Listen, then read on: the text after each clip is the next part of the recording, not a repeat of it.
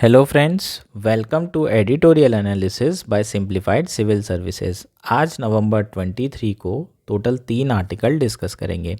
हालांकि एक दो ऐसे आर्टिकल हैं जिसे आप रीड कर सकते हैं जो रिपीटेटिव थीम पर आ रहे हैं, इसलिए मैं उसे डिस्कस नहीं कर रहा हूं। जैसे कि एक गवर्नर के ऊपर आज फिर आर्टिकल है। हम ऑलरेडी गवर्नर लेंथ में डिस्कस कर चुके हैं, सारे एस्पेक्ट कवर कर चुके हैं, इसलिए नया आर्टिकल मैं नहीं ले रहा हूं। जो नॉन रिपीटेटिव थीम है उसी को लिया जा रहा है, प्लस कोई रीसेंट डेवलपमेंट हुआ है वो सारे आर्टिकल जो है मैं आपको एक्सप्लेन कर रहा हूँ। जो फर्स्ट आर्टिकल हम डिस्कस करेंगे वो है glimmer of hope. Glimmer of hope में हम इज़राइल पैलेस्टीनियन कन्फ्लिक्ट पे जो रीसेंट डेवलपमेंट हुए हैं उसके बारे में डिस्कस करेंगे। नेक्स्ट आर्टिकल जो डिस्कस किया जाएगा वो है what is the ruling against the UK Rwanda deal. UK Rwanda deal के ऊपर बात करेंगे। सुप्रीम कोर्ट द्वारा क्या रूलिंग दी गई है उस पर डिस्कस करेंगे, यूके की सुप्रीम कोर्ट के द्वारा, है ना। और लास्ट आर्टिकल जो डिस्कस किया जाएगा जो सिर्फ और सिर्फ प्रीलिम्स पर्सपेक्टिव से इम्पॉर्टेंट है वो है घोल फिश के बारे में। घोल फिश जिसे state fish of Gujarat declare किया गया है, इसके बारे में डिटेल में डिस्कशन करेंगे। अगर आपको कंटेंट पसंद आ रहा है तो प्लीज़ आप लोग लाइक करिए, अपने दोस्तों के साथ शेयर करिए और सब्सक्राइब करिए। आइए शुरू करते हैं हमारा एनालिसिस। हमारा फर्स्ट आर्टिकल है ग्लिमर ऑफ होप। यह आर्टिकल द हिंदू में आया है, GS2IR के पर्सपेक्टिव से इम्पॉर्टेंट है। इंफॉर्मेशन बेस्ड आर्टिकल है। जो रीसेंट डेवलपमेंट हो रहे हैं इज़राइल पैलेस्टीनियन कन्फ्लिक्ट में उसके बारे में यह आर्टिकल आया है। आर्टिकल शुरू करते हैं। The Israel Hamas deal to release hostages and Palestinian prisoner in return for a pause in fighting offer a much needed humanitarian relief to 2.3 million people of the Gaza Strip who have been living in unspeakable misery since October 7। Background समझ लेते हैं थोड़ा सा, फिर जो recent deal हुई है उसके बारे में बात करेंगे। बैकग्राउंड क्या है? अक्टूबर 7 को हमास, जो कि एक मिलिटेंट ग्रुप है, ऑपरेट करता है गाज़ा स्ट्रिप से, जो कि पैलेस्टीनियन का पार्ट है। वो बेसिकली उनके द्वारा अटैक किया गया था इज़राइल में। इज़राइल में जब अटैक हुआ 1200 सिविलियंस की जान चली गई, 240 लोगों को हमास ने हॉस्टेजेस बना लिया। उसके काउंटर अटैक में इज़राइल ने प्रॉमिस किया कि वो हमास टेररिस्ट ग्रुप को पूरी तरीके से क्रश कर देगा और बॉम्बिंग एंड शेलिंग शुरू हो गई गाज़ा स्ट्रिप में। 13,000 लोगों की अभी तक जान जा चुकी है, 13,000 पैलेस्टीनियन मर चुके हैं, जिसमें मेजॉरिटी क्या है, वुमेन एंड चिल्ड्रन है। ठीक, तो ये बेसिकली क्या था, बैकग्राउंड था।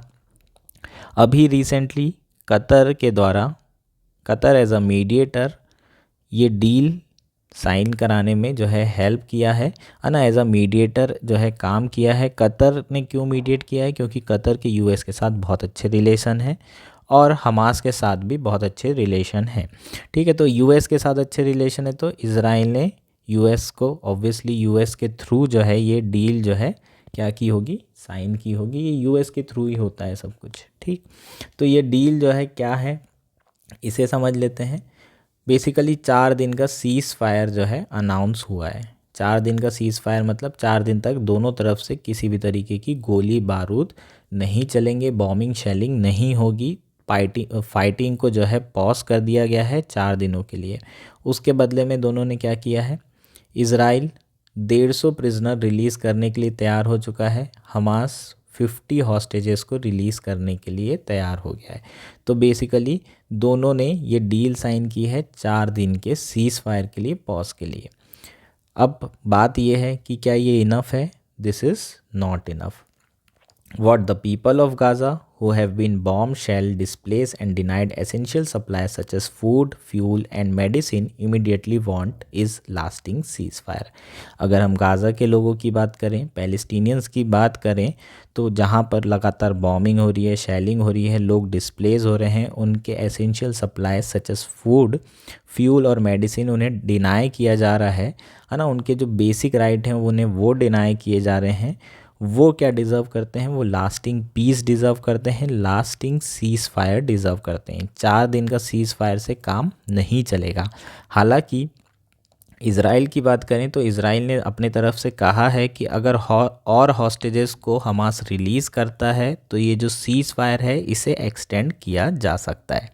लेकिन अब इनिशियली अगर बात करें, जो इनिशियली इज़राइल की पोजीशन थी, है ना, 6 हफ्ते पहले की, तो उन्होंने किसी भी तरीके से हमास से बात करने के लिए मना कर दिया था। और अंडरस्टैंडेबल भी है।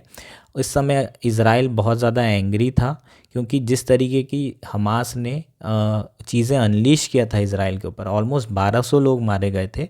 उसके बाद कोई भी जो है नेशन इसी तरीके से एक्ट करेगा। हालांकि इज़राइल का जो रिवेंज है वो डिस्प्रपोर्शनेट हो चुका है। अब ऑलमोस्ट 13,000 लोग मारे जा चुके हैं। 10 टाइम्स लोग, 1200 से सीधे अगर आप 10 टाइम्स करें तो 10 टाइम्स लोगों को वो मार चुका है, सिविलियंस को वो मार चुका है। ठीक है, रिसेंटली जो इज़राइल है उन्होंने अल शिफा हॉस्पिटल, गाज़ा का लार्जेस्ट मेडिकल फैसिलिटी है, वहाँ पर भी अटैक किया था। ये कहा था कि हमास का वो कमांड सेंटर है। ठीक है, लेकिन 1 हफ्ते 2 हफ्ते हो चुके हैं, उसके कोई एविडेंस नहीं मिले हैं। बेसिकली सिविलियंस लोगों की जान जा रही है। ठीक है, तो क्या करना चाहिए? जो रीसेंट मोमेंटम बना है ना, ये पॉज का, सीज़ फायर का, इसको एक्सटेंड करने की ज़रूरत है ताकि वहाँ के लोगों को रिलीफ मिल सके। ठीक है, जो सिविलियन हैं, जो इनोसेंट हैं, उनकी जान बचाई जा सके। ठीक, तो ये बेसिकली हमारा पूरा का पूरा आर्टिकल था। होपफुली आपको सारी चीज़ें क्लियर हो गई होगी। हमारा नेक्स्ट आर्टिकल है what is the ruling against the UK's Rwanda deal. ये आर्टिकल द हिंदू में आया है। GS टू IR के पर्सपेक्टिव से इम्पॉर्टेंट है, प्री के पर्सपेक्टिव से ज़्यादा इम्पॉर्टेंट है, मेंस के पर्सपेक्टिव से इम्पॉर्टेंट नहीं है, और इंटरव्यू के पर्सपेक्टिव से भी इम्पॉर्टेंट है। ये सारी चीज़ों के बारे में आपको जानकारी होना चाहिए। आर्टिकल शुरू करते हैं। The government policy of UK of creating a mechanism for the transfer of asylum Sikar not considered by the UK to Rwanda has been ruled as unlawful by UK supreme court. Basically क्या हुआ है, Rwanda और UK ने एक deal sign की थी, एक partnership sign की थी, जिसमें यह डिसाइड हुआ था कि यूके गवर्नमेंट जिन असाइलम सीकर को कंसिडर नहीं करेगी उनको रवांडा ट्रांसफ़र किया जाएगा। उसके लिए एक मैकेनिज़्म बनाई गई थी। इस मैकेनिज़्म को, इस डील को जो है सुप्रीम कोर्ट द्वारा, यूके की जो सुप्रीम कोर्ट है, उन्होंने अनलॉफुल घोषित कर दिया है, नल एंड वॉइड घोषित कर दिया है। अब रवांडा डील के बारे में बात करते हैं। रवांडा डील एक्चुअल में थी क्या? The migration and economic development partnership was announce in April 2022 bye former prime minister Boris Johnson. जो फॉर्मर प्राइम मिनिस्टर थे बोरिस जॉनसन, उनके द्वारा ये पार्टनरशिप अनाउंस हुई थी, जिसका नाम है migration and economic development partnership, जो किसके साथ साइन की गई थी? रवांडा के साथ, रवांडा गवर्नमेंट के साथ। बेसिकली डील का ऑब्जेक्टिव क्या था? To create a mechanism for transfer of asylum seeker not considered by UK into Rwanda. तो जो असाइलम सीकर यूके आ रहे हैं, जनरली ब्रिटिश चैनल से यूके पहुंचा जाता है, ठीक है, आइलैंड कंट्री है, तो ब्रिटिश चैनल के थ्रू यूके जो असाइलम लेने आए हैं, जो लोग अपने नेशन में परजिक्यूट हो रहे हैं, फॉर एग्जांपल अभी की बात करें तो गाज़ा स्ट्रिप की बात कर सकते हैं, जहां पर पैलेस्टीनियन को बहुत ज़्यादा परजिक्यूशन झेलना पड़ रहा है, उनकी जान खतरे में है। वो लोग मान लीजिए यूके आते हैं और यूके उन्हें कंसिडर नहीं करता है अपने यहाँ असाइलम देने के लिए, है ना, उन्हें अंदर नहीं रखा जाता है, तो वो कहाँ ट्रांसफ़र किए जा सकते हैं? रवांडा में ट्रांसफ़र किए जा सकते हैं according to this deal. According to the memorandum of understanding between the two nations, UK will screen asylum seeker application and arrange for transport to Rwanda. ठीक है, तो जो मेमोरेंडम ऑफ अंडरस्टैंडिंग साइन हुई है उसके हिसाब से यूके जो गवर्नमेंट होगी, जितने भी असाइलम सीकर हैं उनकी एप्लीकेशन देखेगा कि उन्हें असाइलम दिया जाना चाहिए या नहीं। अगर उसे कंसीडर वो नहीं करते हैं तो फिर वो रवांडा को भेजा जाएगा। ठीक है, रवांडा में ट्रांसफ़र किए जाएंगे। On arrival of the refugees, Rwanda is obliged to provide accommodation for every individual and protect them from ill treatment and refoulement. Rwanda will be the sole authority to recognise and not recognise the refugee status of individual. If the individual is not recognise, they will be move to their country of origin. ठीक, तो क्या हो रहा है एकदम आराम से समझ लेते हैं। यूके में असाइलम सीकर ने एप्लीकेशन डाली कि हमें असाइलम दीजिए प्लीज़। ठीक, उसके बाद यूके उसे कंसिडर करेगा और या फिर नहीं करेगा। ठीक, अगर उसने कंसिडर कर लिया असाइलम अपने यहाँ, तो वो लोग वहीं पर रहेंगे, यूके में रहेंगे। लेकिन अगर उन्होंने कंसिडर नहीं किया तो उन्हें रवांडा भेजा जाएगा। रवांडा उनकी एप्लीकेशन को कंसिडर करेगा। अगर रवांडा ने कंसिडर कर लिया तो रवांडा जो है उनको जो रहने के राइट्स हैं, उनको प्रोटेक्ट करने वाली जितनी चीज़ें हैं, रवांडा की सरकार जो है वो प्रोवाइड करेगी। अगर रवांडा ने भी कंसिडर नहीं किया तो उन्हें अपने घर पर, जो ओरिजिन कंट्री है, जो परसिक्यूटेड नेशन है, वहाँ पर भेज दिया जाएगा। ठीक है, इसमें एक वर्ड है रिफाउलमेंट। रिफाउलमेंट से प्रिवेंट करना है, ठीक है, किसको? रवांडा को। जो भी असाइलम सीकर वो कंसिडर कर लेते हैं। रिफाउलमेंट का मतलब क्या होता है? बेसिकली रिफाउलमेंट का मतलब होता है जो रिफ्यूजीज़ हैं उन्हें अपने कंट्री में, जो परसिक्यूटेड नेशन है जहां उन्हें परेशान किया जा रहा है, वहां उन्हें रिटर्न किया जाता है, वहां उन्हें वापस भेजा जा रहा है ज़बरदस्ती के। इसे रिफाउलमेंट बोलते हैं। आपने एक वर्ड और सुना होगा, प्रिंसिपल ऑफ नॉन रिफाउलमेंट। ठीक है, जितनी भी कंट्रीज़ हैं जो यूनाइटेड नेशन के अंदर आती हैं, उन्हें ये प्रिंसिपल ऑफ नॉन रिफॉर्मेंट फॉलो करना रहता है। इसमें क्या होता है? इसमें सिर्फ ये होता है ना कि जो भी असाइलम सीकर हैं, आप उन्हें ज़बरदस्ती वापस उसी नेशन नहीं भेज सकते। आप उनको मिनिमम राइट जो है प्रोवाइड करिए। ठीक है, ये ज़रूरी नहीं है कि हर कंट्री ये जो है फॉलो करे। ये ह्यूमैनिटेरियन ग्राउंड पे ये जो प्रिंसिपल है वो बनाया गया है। ठीक, अब आगे बात करते हैं। Why did the UK choose Rwanda? Rwanda offer 3 solution for those sent out by UK. It facilitate returning them to their country of origin. सबसे पहला फ़ायदा कि वो वापस अपनी ओरिजिन कंट्री पे फैसिलिटेट करेंगे, क्योंकि ज़्यादातर अफ्रीकन नेशंस के लोग ही यूनाइटेड किंगडम आ रहे हैं जो असाइलम सीकर हैं। दूसरा, it helps them in moving to the third country और help them settle in the Rwanda with decent housing, access to universal health insurance and right to work. जो दूसरा benefit होगा, वो रवांडा में रहने लगेंगे लोग जो असाइलम सीकर हैं, वहाँ उन्हें हाउस एकोमोडेशन वगैरह प्रोवाइड किया जाएगा, जिसका सारा खर्चा कौन उठाएगा? यूके गवर्नमेंट उठाएगी।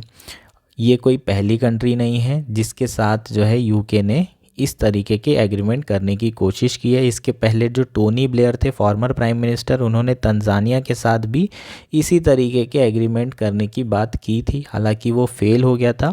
रवांडा जो है अभी जो रीसेंट कंट्री है, उनके साथ ये डील साइन की गई है, लेकिन इस डील को जो है अनलॉफुल रूल किया गया है यूके की सुप्रीम कोर्ट के द्वारा। यूके सुप्रीम कोर्ट के द्वारा इसे अनलॉफुल क्यों घोषित किया गया है? यूके सुप्रीम कोर्ट के द्वारा 2 चीज़ें कंसिडर की गई है। पहला क्या है? Under the European court it is the UK responsibility as a removing state to protect the refugee from refoulement and ensure asylum. ठीक है, तो यूरोपियन कोर्ट के अंदर यूके की ये रिस्पॉन्सिबिलिटी है कि वो प्रोटेक्ट करे रिफ्यूजी को, रिफॉलमेंट से बचाए और असाइलम एंश्योर करे। पर इस डील में असाइलम एंश्योर नहीं हो रहा है, क्योंकि अगर रवांडा कंसीडर नहीं करता है, रिकॉग्नाइज नहीं करता है असाइलम सीकर को, तो उन्हें थर्ड कंट्री या फिर उन्हें अपनी ओरिजिन की कंट्री डिपोर्ट कर दिया जाएगा। और अगर उन्हें ओरिजिनल कंट्री डिपोर्ट किया जा रहा है, मतलब जो रिफॉलमेंट है वो होने से नहीं रोका जा रहा है, नॉन रिफॉलमेंट प्रिंसिपल को नहीं फॉलो किया जा रहा है, जो कि किसकी रिस्पॉन्सिबिलिटी है? यूके की। और जो दूसरा रीज़न दिया गया है यहाँ पर वो है कि जो रवांडा का ट्रैक रिकॉर्ड है ह्यूमन राइट्स में, वो बहुत अच्छा नहीं है और वो बेसिकली एंश्योर नहीं कर रहा है ill treatment of asylum seeker in Rwanda. इन 2 कारणों से सुप्रीम कोर्ट, जो यूके की सुप्रीम कोर्ट के द्वारा ये पॉलिसी को क्या किया गया है? स्टक डाउन कर दिया गया है। ठीक है, तो ये बेसिकली क्या हो गया? हमारा आर्टिकल हो गया। लास्ट जो है उतना इम्पॉर्टेंट नहीं है, एक बार आप रीड कर सकते हैं, बाकी ये इतनी ज़्यादा इम्पॉर्टेंट चीज़ नहीं है। ठीक, हमारा लास्ट आर्टिकल है घोल फिश। यह आर्टिकल इंडियन एक्सप्रेस में आया है। प्री पर्सपेक्टिव से इम्पॉर्टेंट है, मेंस पर्सपेक्टिव से बिल्कुल इम्पॉर्टेंट नहीं, इंटरव्यू के लिए तो बिल्कुल भी इम्पॉर्टेंट नहीं है। ठीक है, आर्टिकल क्या है इनिशियली समझ लेते हैं। द घोल और the black spotted croaker has been declared the state fish of Gujarat. घोल फिश को state fish of Gujarat declare किया गया है। अब थोड़ा डिटेल में पढ़ते हैं घोल फिश के बारे में। Why was the ghol chosen? The Gujarat government choose the ghol, जिसका साइंटिफिक नेम क्या है? Protonibea diacanthus because of its unique value and its uniqueness. ठीक, तो घोल का सबसे पहले तो साइंटिफिक नेम आपको पता होना चाहिए। छोटे मोटे स्टेट एग्जाम में क्या पता पूछ ले फॉरेस्ट सर्विस के, प्रोटोनीबिया डायकेंथस। ठीक, फॉरेस्ट सर्विस में ये चीज़ें पूछी जा सकती है। नेक्स्ट, इसे चूज़ क्यों किया गया है? पहला, इसकी इकोनॉमिक वैल्यू के कारण, दूसरा इसकी यूनिकनेस के कारण। यूजुअली कहाँ फाउंड होती है? In the region that stretches from Persian Gulf to Pacific Ocean. ठीक है, तो इंडियन ओशन में ये रेयर एंडेमिक नहीं है। ठीक, एंडेमिक नहीं है, रेयर नहीं है, ये आपको याद रखना है। पैसिफिक ओशन से लेकर जो स्ट्रेच है वो पर्शियन गल्फ तक के जो है ये पर्टिकुलर फ़िश आपको मिल जाती है। The declaration will enable Gujarat to be part of its conservation effort. ठीक है, जो डिक्लेरेशन है वो इस फिश के कंजर्वेशन में मदद करेगा। While deciding the state fish, the first thing that came to our mind was the uniqueness of the fish species. This fish is not easily available, and the second factor was the economic value of the fish, and the third we need to conserve. ठीक, तो total 3 factor हैं जिसके लिए घोल को chosen किया गया है। इसकी यूनिकनेस, दूसरा इकोनॉमिक वैल्यू और तीसरा इसको कंजर्व करने की ज़रूरत है। नेक्स्ट है, which other species were in अफ्रे? Ribbon fish, pomfret and Bombay duck. ये मैंने इसलिए लिखा है क्योंकि आपको ये बॉम्बे डक पूछ सकता है। ठीक है, कि ये फ़िश है या नहीं है। इस तरह के क्वेश्चन यूपीएससी में आए हैं। बॉम्बे डक फ़िश है, ये आपको याद रखना है, इम्पॉर्टेंट है। सी हॉर्स, ठीक है, इस तरीके की चीज़ें आपको पूछी जाती है। स्टार फिश, ठीक, तो ये इम्पॉर्टेंट है, बॉम्बे डक को याद रखना है, ये मेन है इस आर्टिकल में। What is the commercial importance of this fish species? Being an expensive fish, the local consumption of this variety is not very heard of, said expert. But the fish has huge market in China and other country. बहुत ज़्यादा expensive होने के कारण local के लोग तो नहीं खाते, लेकिन इसकी एक्सपोर्ट वैल्यू बहुत ज़्यादा है। चाइना में इसकी बहुत ज़्यादा डिमांड है। The fish is actually a lottery for fisherman who manages to net it. ठीक है, तो ये फ़िश जो है फिशरमैन के लिए लॉटरी का काम करती है। अगर ये फ़िश इनके नेट में आ गई तो उनकी लॉटरी लग गई। कैसे लॉटरी लग गई? इसकी बहुत ज़्यादा डिमांड है बाहर के मार्केट में। 1 किलोग्राम ऑफ घोल फैचेस अराउंड 5 to 15,000 in Gujarat.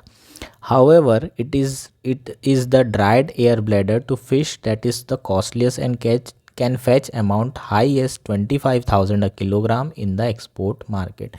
ठीक है, तो जिसका एयर ब्लैडर है उसको ड्राई करके, ठीक है, वो कट करके ड्राई करके चाइना मार्केट में बेचा जाता है, जो सबसे ज़्यादा पैसे जो है इनको फैच करते हैं। इसकी मेडिसिनल प्रॉपर्टी तो है ही, बहुत टेस्टी भी है।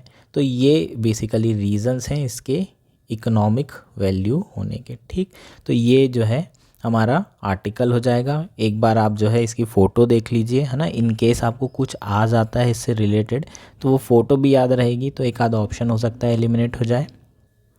ये बेसिकली फ़िश है जिसका नाम घोल है, जिसे स्टेट फ़िश डिक्लेयर किया गया है गुजरात की। होपफुली आपको सारी चीज़ें समझ में आ गई होगी। Thank you and enjoy your day.